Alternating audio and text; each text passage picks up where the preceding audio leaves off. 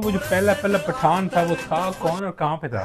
Modern दुनिया में specially Punjab में जो पठान रहते हैं वो सारे के सारे गोरे चिट्टे नहीं हैं। जब अरब में इस्लाम आया था तब पठानों की क्या सिचुएशन थी, उससे कहाँ पे थे? बहुत पुराने हैं। गोरों की कॉकेशियन नस्ल यानी कि अंग्रेज़ों की जो कॉकेशियन नस्ल है वो, और पठानों की आर्यन नस्ल, ये बेसिकली एक ही इलाके से निकली हुई दो नस्लें हैं। मेरे वालिद और वालदा जो है वो पश्तो जानते हैं और मैं नहीं जानता। बिल्कुल सही। आपकी जो इज्जत है ना, वो आपकी जान माल हर चीज़ से बरतर है। तो सिख पठान क्या इनके चाचा मामा नानी है कुछ? पाकिस्तान और इंडिया में किसी भी बादशाहत से बढ़कर है न्याजी खानदान के लिए, तो मैं सलाम पेश करूंगा एक दफ़ा आपको। कोई आपको इस वक्त वेस्ट इंडीज या अमेरिका या इसराइल के अंदर भी पठान मिलेगा, न्याजी मिलेगा ना, आप पूछेंगे कहाँ से, तो वो कहेगा मेरे दादा मियाँ वाली फार्म वाले में रहता था। और उन हाथियों ने पहली दफ़ा तोप की आवाज़ सुनी थी। इसके बावजूद इब्राहिम लोदी मैदान से नहीं भागा। जहाँ पे ट्रू पठान्स रहते हैं ना इमरान भाई, वहाँ पर जो है वो लोअर दर्जे के जो क्राइम्स हैं, चोरी चकारी डकैती रेप, इस किस्म के जो क्राइम्स हैं वो ना होने के बराबर हैं। अस्सलाम वालेकुम नाज़रीन, आज दोपहर को इमरान भाई मेरे पास आए और उन्होंने अपनी फैमिली की जीनियोलॉजी के बारे में मुझसे कुछ सवाल पूछे और इंटरेस्टिंग कन्वर्सेशन स्टार्ट हो गई। तो हमने सोचा कि सिंस मैं लोधी कबीले का पठान हूँ और इमरान भाई न्याजी कबीले के पठान हैं, तो क्यों ना पंजाब के स्पेसिफिकली पठानों से ये बात की जाए कि भाई ये पठान लोग हैं कौन, ये कहाँ से आए हैं, इंडिया में क्यों हैं और इनके करेक्टरिस्टिक्स क्या हैं। तो इमरान भाई गो हैड, आपका जो भी सवाल होगा आज हम ट्रुथफुली जवाब देंगे, किसी ने ऑफेंस नहीं लेना इस चीज़ से। बहुत बहुत शुक्रिया आपका हमजा भाई। अच्छा, मेरे दिमाग में ये क्वेश्चन था सर। पहले तो ये कि मैं आपको इंसान समझता था, फिर मुझे पता चला पठान है, इंसानों से भी अफजल है। पठान एक तो चीज का नाम है, वो जो पहला पहला पठान था वो था कौन और कहाँ पे था? कैस अब्दुल रशीद से पठान अपने आप को आगे डिवाइड करते हैं मुख्तलिफ फैमिलीज़ के अंदर। वालिद और वालदा जो है वो पश्तो जानते हैं और मैं नहीं जानता। बिल्कुल सही। अच्छा हमजा भाई, एक और क्वेश्चन मेरे दिमाग सर। में है कि ये पठान हैं कितने पुराने, कब से पठान इस दुनिया के अंदर रह रहे हैं? दुनिया के अंदर तो हज़ारों साल से रह रहे हैं इमरान भाई, एक एंशंट जो है वो नस्ल है लोगों की। मगर जो है वो इंडिया के अंदर इनकी जो इन्फ्लुएंस है वो अफ़गानियों के इंडिया के ऊपर रेड्स और जो है वो डिफरेंट अपनी आर्मीज़ के साथ मार के करने से जो है वो शुरू हुई है। तो वो जो सिपाही थे उस लश्कर के, वो शादियां भी करते थे इन औरतों से, जिससे फिर पठानों की नस्ल जो है वो इंडिया के लोगों के साथ मिलजुल कर आगे जो है वो बढ़ी है। और मुख्तलिफ़ कबीले भी इसमें ऐसे हैं जिनमें जो है वो दोनों तरफ का ब्लड शामिल है, इंडियन लोगों का भी और पठान लोगों का भी। इसी वजह से कहते हैं कुछ पठान सांवले होते हैं। जी बिल्कुल, ज़्यादातर गोरे होते हैं। यही वजह है कि कुछ पठान सांवले होते हैं। सारे आज मॉडर्न दुनिया में स्पेशली पंजाब में जो पठान रहते हैं वो सारे के सारे गोरे चिट्टे नहीं हैं। इस तरह हम देखते हैं पठानों के बच्चों को, हम कहते हैं यार बिल्कुल अंग्रेज की तरह हैं। गोरों की कॉकेशियन नस्ल यानी कि अंग्रेज़ों की जो कॉकेशियन नस्ल है वो, और पठानों की आर्यन नस्ल, ये बेसिकली एक ही इलाके से निकली हुई दो नस्लें हैं। और गोरे और पठान टेक्निकली सेम तरह के करेक्टरिस्टिक्स रखते हैं। पाकिस्तानी, मुसलमान और इंसान होने से भी पहले ठीक है वो अपने एक कोर ट्रेडिशन के ऊपर चलता है जी और वो कोर ट्रेडिशन का नाम है पख्तून वली। जी। ये एक ऑनर बेस्ड ट्रेडिशन है जिसके अंदर बेसिकली आपकी जो इज्जत है ना, वो आपकी जान माल हर चीज़ से बरतर है। इशफाक अहमद की उन्होंने जावे में बताया था, उन्होंने कहा था कि मैं नारायण खान किसी एरिया में गया, बड़ी पुरानी बात थी, छोटी सी बच्ची आई तो उसने मुझे कहा कि अल्लाह के नाम पे कुछ दे दें। तो मैंने कहा आप कौन? उसने कहा मैं पठान हूँ। तो कहता मैंने उसको बुलाया, मैंने कहा पठान भीख नहीं मांग सकता, और फिर आप पठान नहीं हो या आप भीख ना मांगो, अब मुझे बताएं आप कौन है। फिर उसने बताया कि नहीं मैं वहीं के एरिया की कोई, लेकिन उसकी लुक कैसी थी जैसे पठान। अच्छा, एक और मेरे दिमाग में क्वेश्चन है कि जब इस्लाम इस दुनिया में आया, सर। जब मोहम्मद सल्लल्लाहु अलैहि वसल्लम ने लोगों को अल्लाह ताला की तौहीद की तबलीग की और सारे इस्लाम के कानून बताए, तब पठान उस ज़माने में थे, उससे पुराने हैं या उससे नए हैं? जब अरब में इस्लाम आया था तब पठानों की क्या सिचुएशन थी, उससे कहाँ पे थे? बहुत पुराने हैं इमरान भाई। अच्छा। एंशंट नस्ल है पठान, एक बहुत ही और इनका पुरानी मजहब नस्ल है। क्या होगा? इस ये कहानी का आगाज़ हमें थोड़ा पीछे से करना पड़ेगा, जी इंडस वैली सिविलाइजेशन से।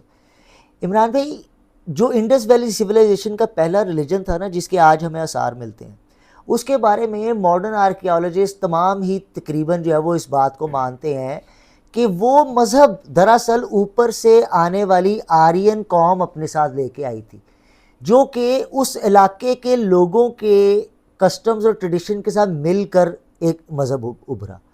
हिंदुइज़्म दरअसल उसी मज़हब से आगे ड्राइव हुआ एक मज़हब है।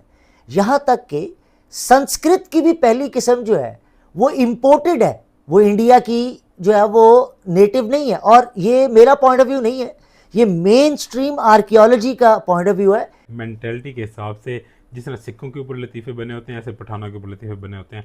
तो सिख पठान क्या इनके चाचा मामा नानी है, कोई सांझी है या अलग-अलग है? बिल्कुल भी नहीं इमरान भाई। चीज़ें हैं तो कौन सी चीज़ नज़र आएगी आपको ऊपर से आप कहेंगे अच्छा अच्छा इस इलाके में पठान रहते होंगे, तो कौन सा आप चीज़ ऐसे कुछ जहाँ पे ट्रू पठान्स रहते हैं ना इमरान भाई, वहाँ पर जो है वो लोअर दर्जे के जो क्राइम्स हैं, चोरी चिकारी डकैती रेप, इस किस्म के जो क्राइम्स हैं वो ना होने के बराबर हैं।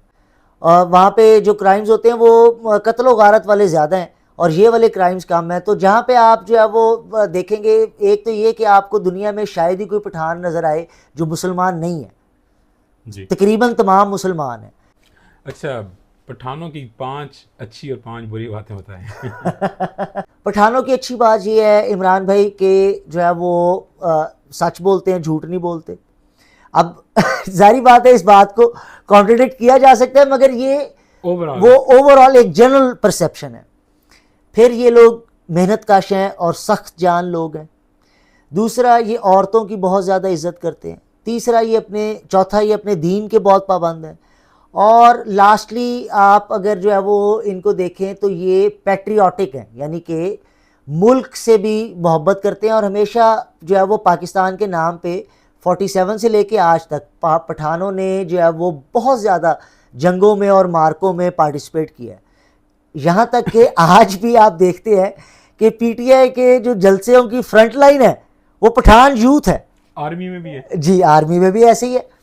और जो इनकी बुरी बातें हैं वो भी इसी ऑनर कोड की वजह से, ये इसी ऑनर कोड की वजह से एक दूसरे को कत्ल भी कर देते हैं। इसी ऑनर कोड की वजह से ये ज़िद के जो है वो बहुत ज़्यादा बुरे हैं कि स्टबन है, ज़िद्दी बहुत ज़्यादा हैं। फिर जो है वो इसी ऑनर कोड की वजह से इनकी जो है वो औरतें जो है वो उनके ऊपर सख्ती भी ज़्यादा होती है। जैसा आपने बताया आप लोधी, हम न्याजी हैं, तो न्याजी पठानों का एक किला कह लें, ये किला का कह लें, मियाँ वाली है जी। ज़्यादातर वहीं पे होते हैं न्याजी, लेकिन दुनिया में वहीं से निकले हुए। अगर कोई आपको इस वक्त वेस्ट इंडीज़ या अमेरिका या इसराइल के अंदर भी पठान मिलेगा, न्याजी मिलेगा ना, आप पूछेंगे कहाँ से, तो वो कहेगा मेरे दादा मियाँ वाली के फार्म वाले में रहता था, आलम खैल है, वत्ता खैल है, ये खैल है, वो खैल है।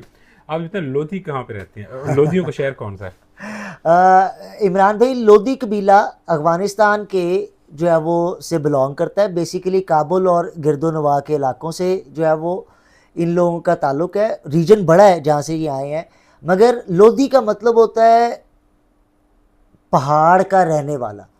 और लोध जो है वो अफ़गान की दारी ज़बान के अंदर पहाड़ को कहते हैं। तो पहाड़ के रहने वाले को लोधी समझते हैं। तो ये एक बड़े रीजन से बिलोंग करते हैं। सर, अगर इतने स्ट्रॉन्ग बहादुर लोग थे तो इब्राहिम लोदी को शिकस्त कैसे हुई? आप जी सर, बिल्कुल बिल्कुल है, लेकिन पानीपत की पहली जंग में सर इब्राहिम लोदी को शिकस्त हुई बाबर के हाथों, और उसकी वजह टेक्नोलॉजी थी।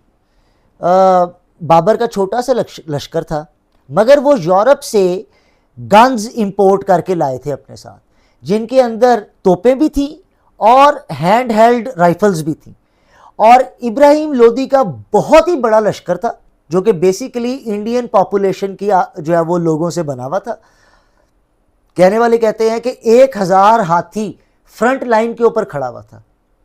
जब ये जंग शुरू हुई और इनके हाथियों ने उनके लश्कर की तरफ मूवमेंट शुरू की, तो उन्होंने तोपों से फायर किया उन हाथियों के ऊपर, और उन हाथियों ने पहली दफ़ा तोप की आवाज़ सुनी थी।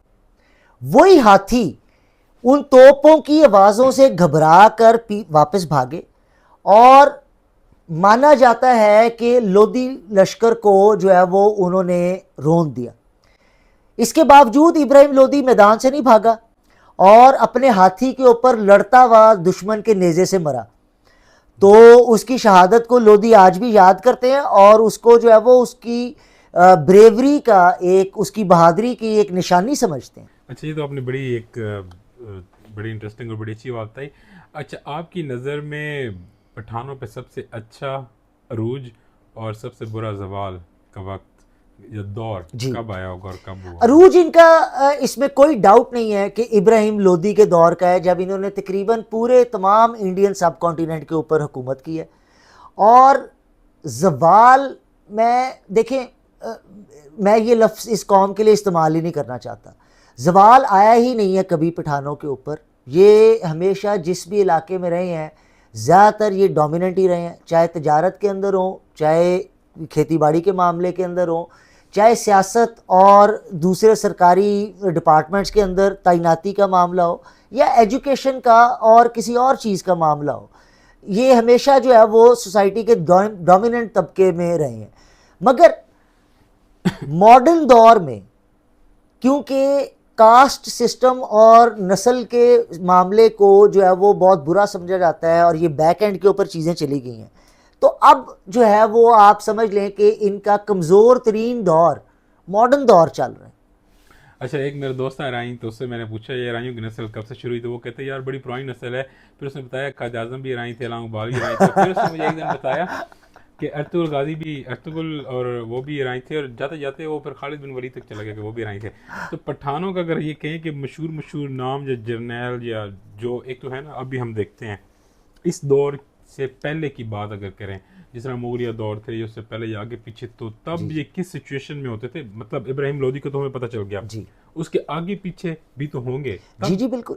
क्या करते थे या किस लाइन में होते थे या किस एरिया में? वंस अगेन इमरान भाई, इब्राहिम लोदी की हुकूमत से पहले, असल में इब्राहिम लोदी की हुकूमत इंडिया में कायम ही उस हिस्ट्री की वजह से हुई थी जो इस कौम से पहले के पठानों ने सिस्टम क्रिएट किया था, जिसमें जो है वो जो गजनवी ख़ानदान है वो उसका जो है वो बहुत बड़ा नाम है। इसी तरह गौरी ख़ानदान का बहुत बड़ा नाम है, जिन्होंने छोटी छोटी रेड्स के ज़रिए इंडिया में जो है वो अपने आप को जो है वो पहले उसका असर व रसूख कायम किया। और उन्होंने उनकी बहुत सारी सल्तनतें इंडिया के अंदर कायम हुई, ख़त्म हुई, कायम हुई, ख़त्म हुई। एक बेस जो है वो बन रही थी तारीख़ी तौर के ऊपर लोदी ख़ानदान के लिए अपनी हुकूमत इंडिया में कायम करने के लिए, और उसी को कैपिटलाइज़ करते हुए लोदी ख़ानदान ने अपनी शहंशाहत कायम की। और इसका मतलब ये है कि बेशुमार बड़े बड़े जर्नैल, लीडर्स और बादशाह जो है वो पठानों के अंदर इनसे पहले मौजूद रहे हैं इसके अंदर। जी, हम तो भाई बहुत मज़ा आ रहा है और दिल नहीं करता कि इस कन्वर्सेशन को हम इख्तिताम पे लेके जाएं। इख्तिताम से पहले इमरान भाई, मैं जो है वो न्याजी ख़ानदान के बारे में कुछ बात कर जो है वो जी कर जी दूं कि न्याजी ख़ानदान दरअसल गलजई ट्राइब का आगे एक ज़ेली जो है वो कबीला है, और इसने पाकिस्तान के बहुत ही बड़े बड़े नाम प्रोड्यूस किए हैं। इस बात से इनकार नहीं किया जा सकता कि कई इंतहाई पैट्रियाटिक जो है वो जनरल्स, बड़े बड़े सिविल सर्वेंट्स, बहुत बड़े बड़े बिजनेसमैन और लीडरान न्याजी ट्राइब ने जो है वो प्रोड्यूस किए हैं। और उसमें तारीख़ में सबसे बड़ा नाम जो है वो इमरान खान का नाम है, कैदी नंबर 804 और कैदी नंबर 804। और ये जो ऑनर है, मेरे ख्याल से ये ऑनर इंडिया में किसी भी, पाकिस्तान और इंडिया में किसी भी बादशाहत से बढ़कर है न्याजी ख़ानदान के लिए।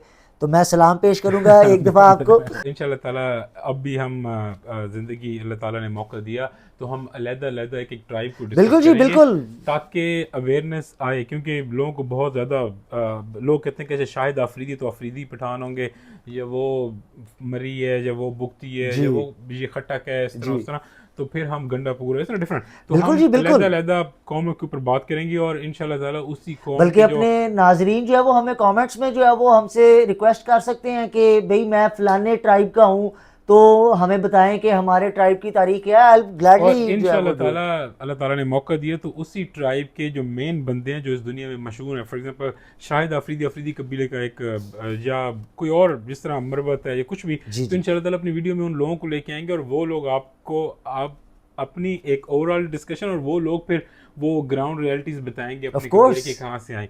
तो इंशाल्लाह ताला इजाज़त आज। सर, अस्सलाम वालेकुम। थैंक यू, अल्लाह हाफिज़।